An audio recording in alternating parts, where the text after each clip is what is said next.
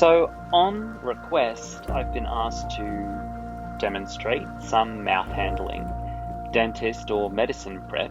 Basically, we're going to be rehearsing a tricky and unnatural procedure for a horse, and it just so happened that I was asked at a very good time because 4 days after this recording, I had the orthodontist visit both my horses.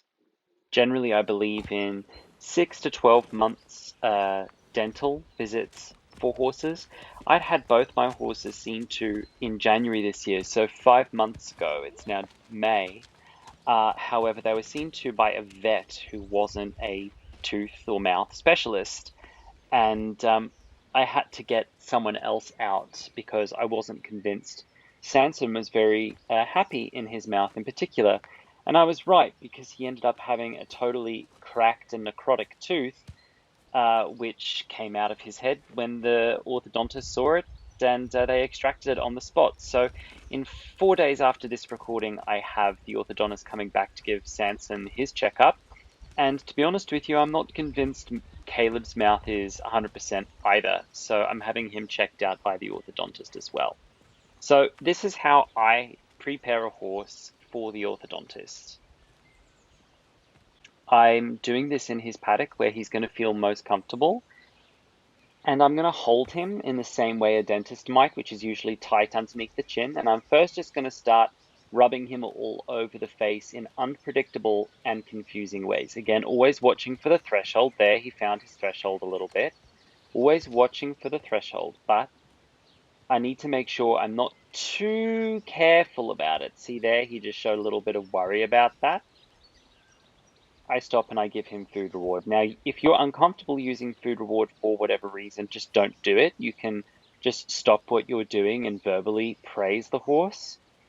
But then I just go back again because I want the horse to know that someone is going to every now and then hold them tight under the chin in a claustrophobic manner, and they're going to be touched all over, all of their whiskers, all of their lips, all of that sensitive tissue, and someone's going to open their mouth. So just there, I put my thumbs gently in his mouth. He opened it, and that was fine, and I food reward for that.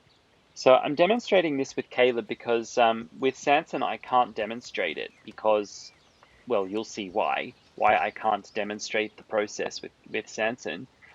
Caleb's really good at demonstrating it. He has a history of problems in his mouth, of course. Poor Caleb, like many other things he's had going on. He's got a huge scar on his tongue. Yeah, he's just had a lot of problems with his mouth. So showing with Caleb, and I've only done 1 or 2 sessions in the past with him on his mouth, showing with Caleb shows you what it might look like at the beginning. Okay? All horses are going to look differently when you start this with them, but this is just one example of a horse that typically would really struggle with this sort of procedure. So I'm going to show you what not to do when handling a horse claustrophobically around their face and mouth. This is what you shouldn't do with your body language. Go like this. Approach them with open hand from the air around them, going like this towards them. Horses find that really rude. Now Caleb's going, what on earth are you doing? And I am apologizing, but this is what you don't do, because if your hand is seen coming into them like that, they'll take exception to it. Now I'm showing a better way to be able to approach their face. Hold them quietly, start on the neck, run the hand up the neck onto the mouth. Yeah, up the neck onto the mouth. Because then you're not approaching them in their field of vision in an offensive way. So let me try and show you what that might look like.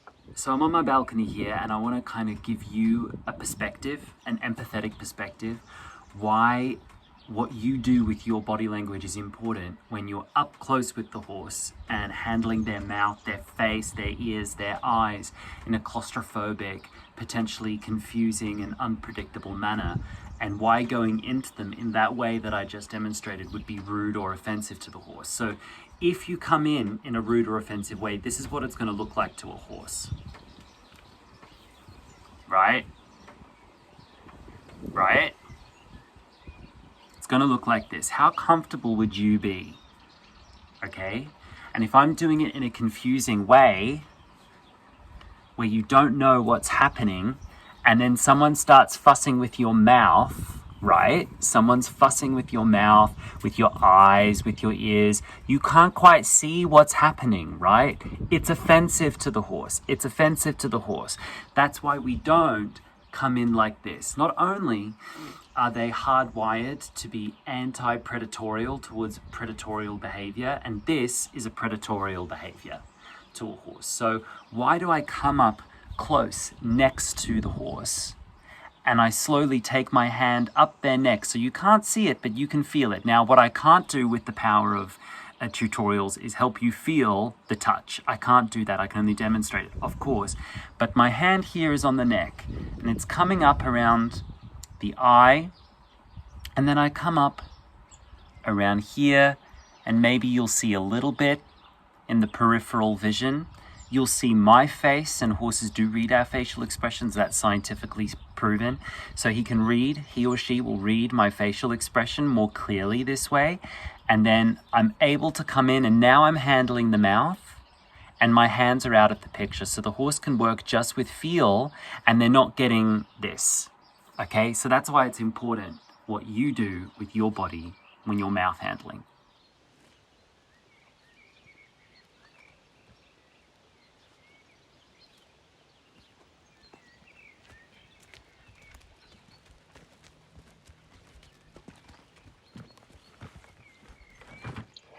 So I did a couple of minutes of that with Caleb, and in this instance, a couple of minutes was absolutely sufficient.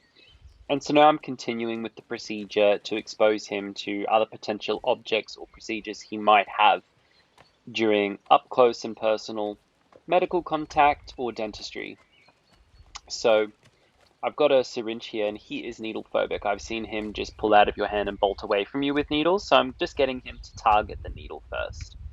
This is a large doctoring syringe that I have to wash a horse's mouth out if I need to. So just target the syringe. So if you're doing positive reinforcement training, this is excellent. You'll be very familiar with targeting a horse. If you don't use food reward, you can just teach them to touch it and release it. Or cat H training, touch, release, engage, release. That works as well. If you're uncomfortable with how much food reward I'm using, I've got a whole online course, mini course dedicated to that subject. So this is what you don't do with a needle, right? I just did that again. So let's have a look.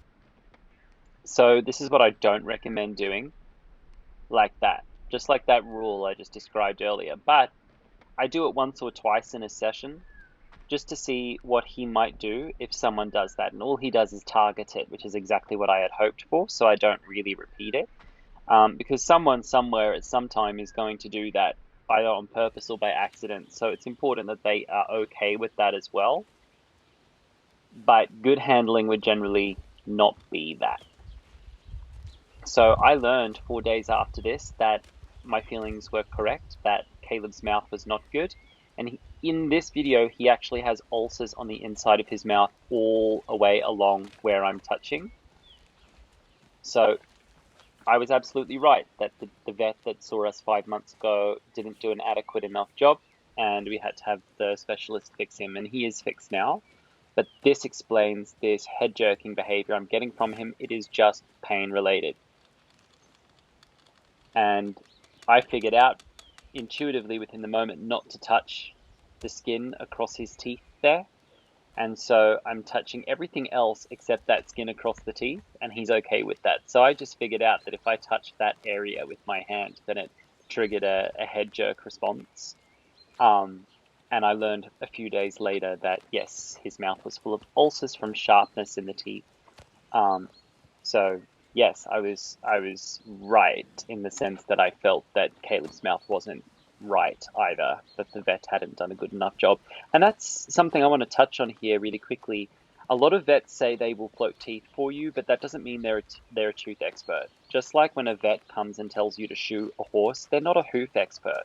If a vet comes and tells you to feed X, Y, Z, they may or may not be a nutrition expert. Vets often, I don't want to be that guy, but vets often, their primary job is to give prescriptions for pathology, um, and to diagnose potential pathology. They're not always going to be specialists with detailed treatment. So, having a tooth specialist, someone who's very, very qualified to be a dentist and to practice as a dentist in your country, in your area, is really important that your horses get seen to every 6 to 12 months as a minimum, especially as they age. But at all ages, young horses can have a disaster in their mouth if you don't check it out. So, this head jerking is purely pain related, and I figured that out come Monday when the Sunday, sorry, 4 days after this, when the orthodontist looked into his mouth and went, "Oh my God." He said to me, "Did the vet really do his teeth 5 months ago?" I said, "Yes, it was January, and it's now May." And he went, "Oof," like that. So notice when I don't touch the skin around the teeth, I'm able to get in contact there. But usually we don't do medical procedures on horses that don't have pain or pathology. So sometimes you need to develop a horse's ability to cooperate with you, even if it's uncomfortable and confusing for them. And I'm using positive reinforcement there.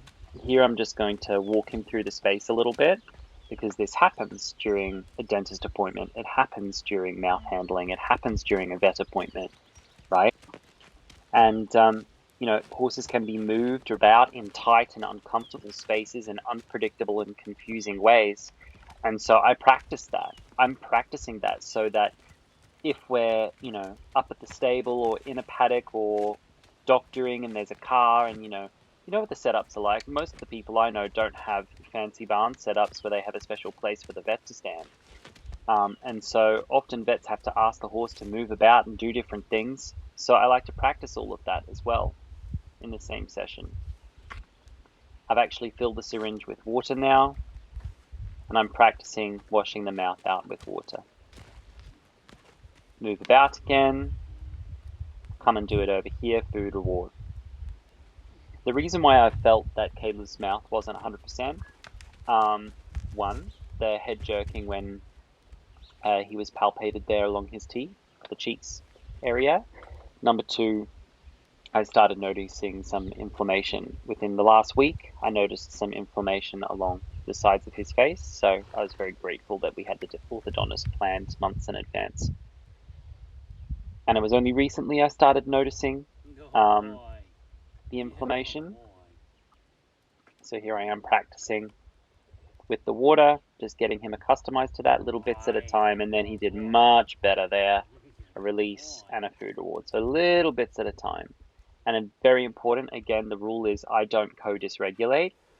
I don't get worried if the horse gets worried. I notice their worry and I adjust what I'm doing, but I don't worry with the horse. That's very important. Very difficult for a lot of owners to not worry with the horse. And I know some trimmers, some horse transporters, some vets who actually ask the owners sometimes to go somewhere else while they're treating, because their anxiety for their animal is creating anxiety in the animal. And it's not a lack of empathy to be not co-dysregulating, because it doesn't mean that because you're not participating in the horse's anxiety, this doesn't mean that you don't recognize the anxiety or endeavor to support it. Sometimes we misunderstand what emotional support is, and we think that to support a horse emotionally, we have to feel what they feel. That's not empathy, right? So I don't co-dysregulate with the animal. I've got to demonstrate through my body language, through my emotional expression, what I would like the horse to use as their coping strategy. So here I've got a totally natural immune system support liquid called APF, and it tastes and smells very strange.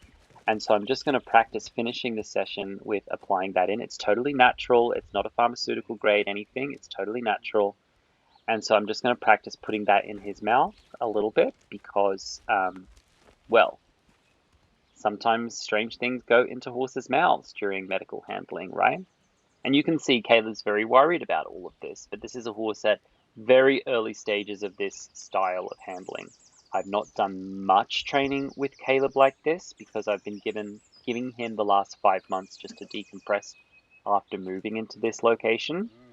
And because it's taken me a long time to get to a place with Caleb where he can trust me enough to do this sort of handling with him. So I'm sort of at the beginning in my process of working with Caleb like this. But in a moment, you'll see with Sanson a horse that I'm sort of towards the end of that training process, and you'll see what this can look like after many years of practice and lots of trust built slowly and patiently between horse and human. So that's the end of the mouth handling session. I did many things there. I'm hoping you're getting some good ideas about what might work for you, your horse, your context. But I really try to cover as many bases as possible. All right, let's have a look at Sunny now. So Sanson and I have a lot of experience in medical handling, and at the beginning with him, it started in the same way like it looked like with Caleb. And I did baby steps to get him accustomed to this sort of treatment. And I slowly backed off and backed off and backed off and backed off. And I did less and less and less as he became more understandable and cooperative throughout medical handling. And so I just wanted to show you what it might look like toward the end.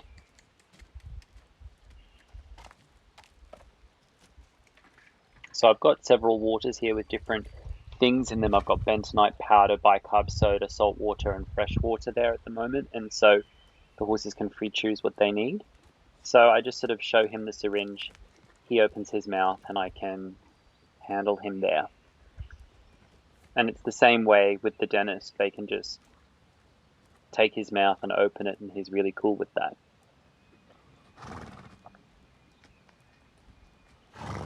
And he's just ground tight. If he wanted to walk away at any moment, he can.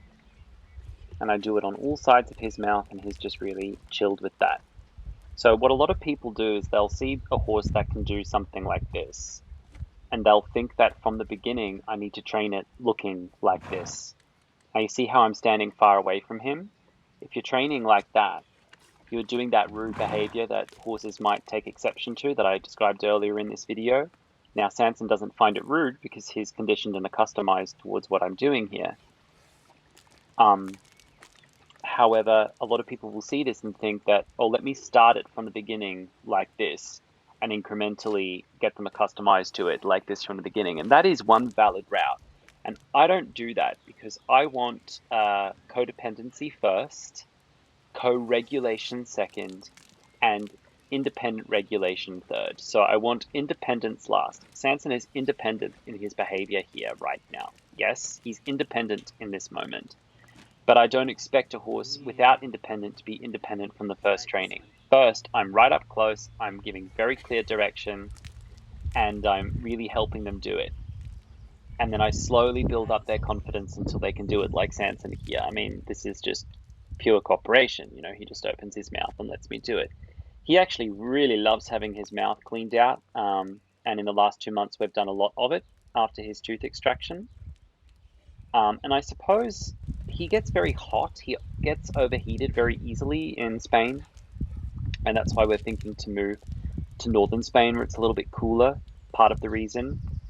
And I suspect, you know, horses have large mouths with lots of blood tissue, blood supply in their mouth. That washing it out with cool water does have a cooling effect in their body. That's what I suspect. And I'm working him on dual lunge lines at the moment during this filming, 2 or 3 days a week with a bit to help him recondition his TMJ and his jaw muscles after the tooth extraction, because a bit's the only thing that can actually work the horse's jaw muscles through training. So I'm doing that quietly in the round pen there. And before I put the bit in, I really like to wash his mouth out first. I feel like it's only polite for me to do that. So yeah, this is what it might look like after practice. So I've got 2 horses, Caleb, which can show what it looks like if the horse is maybe uncomfortable with it due to something going wrong, some pain somewhere, and or unaccustomed to it. Again, I'm only just reaching a point with Caleb where he can really be okay with me doing these sorts of procedures with him on a regular. And then Sanny's demonstrating a horse that's further down the line.